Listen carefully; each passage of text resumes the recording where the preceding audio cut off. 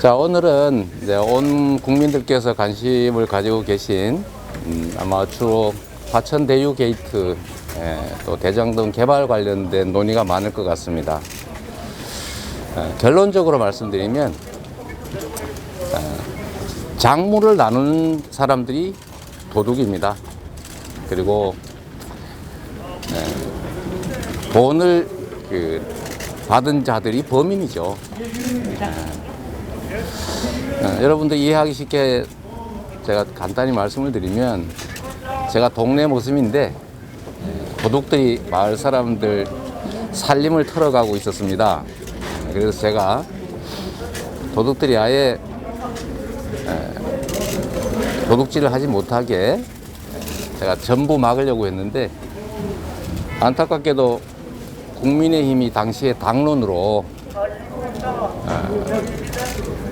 작물 회수하는 걸 방해를 해서 제가 70% 또는 절반밖에 회수하지 못한, 절반의 성공밖에 하지 못한 게 이 사건의 본질이고, 나중에 보니까 그 작물을 도둑들을 도와준 그 사람들이 나눠 가졌더라라는 게 지금 드러났습니다. 이 국민들이 맡긴 인허가권 행사를 통해서 생기는 불로소득은 모두 국민들의 것이 되어야 됩니다. 노동하지 않고 기여하지 않고 누군가가 불로소득을 얻으면 재산이라고 하는 게 하늘에서 떨어지는 게 아니기 때문에 누군가 많은 다수의 손실입니다. 불로소득은 곧 누군가의 손실인 것이죠. 그래서 이거를 인허가권 행사에서 생기는 이익은 전부 환수한다고 하는 게 제 방침이었고, 그걸 통해서 당시에 성남시가 약 7천억이 넘는 내부 부채 때문에 어려움을 겪었기 때문에 제가 개발이익 환수를 1조 원을 해서 1조 원의 개발이익 환수를 통해서 성남시 빚도 갚고 복지 정책을 하려고 했던 겁니다. 그런데 아쉽게도 당시에 국민의힘이 미래 신도시 분양 사업이나 대장동 개발, 또 서현동 개발, 동원동 개발, 이런 개발 사업들을 당론을 정해서 지방채 발행을 막고, 심지어 예산 의결을 거부해서 여러분이 아시는 준예산 사태라고 하는 것까지 겪었습니다. 4년이 넘도록 싸웠지만 결국은 1차 임기 때는 시행하지 못했고, 2차 임기 때는 선택을 했습니다. 당시에 한나라당, 새누리당이죠. 당시 새누리당 시장 후보 포함해서 새누리당 시의회가 원하는 대로 민간 개발을 해서 이 1조 원에 가까운 개발 이익을 민간이 다 가지게 할 것인지, 즉 민영 개발을 허용할 것인지, 아니면은 공공 개발을 통해서 100% 환수할 것인지, 그게 불가능하면 절반이라도 또는 70%라도 환수하든지, 이 세 가지 선택밖에 없었습니다. 물론 아무것도 안 하고 미루는 방법도 없지는 않지만, 그렇게 되면 제가 없을 때 분명히 민간 개발을 하게 될 것이었기 때문에 어떻게든 또 개발을 해야 되는 상황이었습니다. 그리고 당시에 뭐 다 아시는 것처럼 이 토건 세력들이 LH가 공공개발을 하고 있는데도 부산저축은행에서 1,000억이 넘는 돈을 빌려가지고 해당 지역 토지를 다 사놓고 주민들 토지에 근저당권을 설정하고 있었기 때문에 경매당한다고 동네 주민들이 신속한 개발을 원하는 상태였습니다. 그래서 개발하느냐 마느냐에서는 개발을 선택해야 했습니다. 두 번째는 개발의 방식인데, 제가 수년 동안 싸웠던 것처럼 공공개발을 했으면 아무 문제가 없었겠죠. 전부 환수했을 것이고 무슨 뭐 토건업자, 토건 투기 세력들이 이 사회에 끼어들 여지도 없었겠죠. 그런데 그거는 아시다시피 국민의힘의 반대, 그리고 당시 박근혜 정부의 방침이 공영 개발을 최소화하고 민영 개발한다라는 것이었기 때문에 제도적으로 도저히 할 수도 없었고, 또 국민의힘이 조직적으로 반대했기 때문에 시행이 민간 개발은 공공 개발은 불가능했습니다.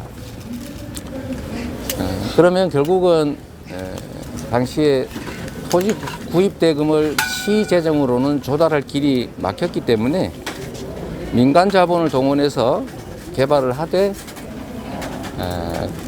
공공으로 개발 이익을 상당 부분 환수하는 결정을 할 수밖에 없었던 거죠. 그 결과로 여러분 아시는 것처럼 예정이익 6,200억 중에 4,400억을 성남시가 고정적으로 확정적으로 환수했습니다. 그리고 민간 개발업자들은 1조 5천억을 투자하는데 예정이익은 1,780억이었던 거죠. 우리가 71%를 환수한 겁니다. 그리고 2015년은 부동산 경기가 매우 안 좋을 때였는데, 미분양이 속출할 때였는데 2017년이 되면서 이 부동산 경기가 호전되기 시작했기 때문에 제가 인허가권을 행사해서 뭐 갑질이라고 불릴 만한 일이죠. 인허가권 행사를 하면서 인허가 조건에 추가 부담을 시켰습니다. 해당 지역이 아니라 그 외에 성남시가 원래 해야 됐던 터널 공사, 뭐 배수지 공사, 도로 공사 등 부담을 920억 추가 부담 시켰고, 1공단 공원화 그 사업도 200억을 추가 부담시켜서 5,503억 원을 회수했습니다. 그리고 제가 2018년 3월에 사퇴했는데 그 후에 계속 집값이 상승한 건 뭐 온 국민이 다 아는 사실이죠. 그리고 당시에 제가 혹여라도 있을 부정거래, 공직자 매수 상황을 대비해서 청렴 서약을 받고, 만약에 공직자 매수 같은 상황이 발생하면 계약을 해지한다, 협약을 해지한다, 이런 이제 서약을 받아놨는데, 최근에 이게 뭐 관련 공직자가 뭐 부정거래를 했다는 보도도 있고 또 구속까지 됐기 때문에 제가 성남시의 도지사 권한으로 협약을 해제하고 개발이익 귀속분을 전부 환수하는 조치를 하도록 지시했습니다. 뭐 처음에 국민의힘이 화천대유는 누구 거냐 이렇게 하면서 마치 그게 저나 뭐 저와 관계된 사람이 아닐까라고 이렇게 주장을 했지만, 지금은 그건 다 뗐더군요. 근데 생각을 한번 해보십시오.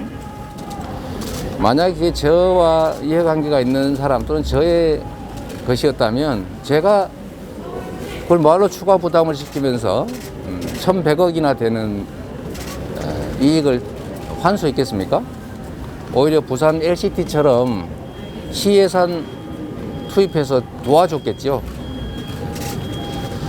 그리고 더 간단하게 말하면, 만약에 제가 그 개발 관련 업체들에게 이해관계가 있다면 당시에 언론 여러분들의 선배들이 민간 개발하라, 공공 개발은 시장 원리에 어긋난다고 하면서 극렬하게 반대했고, 국민의힘도 반대했고, 국민의힘 시의회도 반대하는 상황에서 그냥 민간 개발을 하라고 허가해주면 간단하지 않습니까? 뭘 그리 복잡하게 했겠습니까? 그래서 이거는 정말 돈 받은 자가 범인이다라는 상식에 부합해서 판단하는 게 맞습니다. 그리고 절반밖에 성공 못했지만, 지금 현재 개발 이익이 상승했지만 역시 4천억 정도이고, 성남시가 회수한 거는 현재 가치로 따지면 한 7천억 가까이 될 겁니다. 왜냐하면 성남시 1공단 부지의 땅값도 올랐을 테니까요. 그러나 그런 거 계산하지 않더라도 우리 경기 성남시가 회수한 거는 대행 비용 280억을 또 추가로 환수했고 그 이전에 한 용역비 8억도 추가 부담시켰기 때문에 약 5,800억 정도가 됩니다. 그리고 그들이 취득한 개발 이익은 어쨌든 4천억 정도인데 그렇게 하더라도 성남시 몫이 59%, 개발 사업자들 몫이 41% 이렇게 돼서 6대4 정도로 성남시 몫이 많습니다.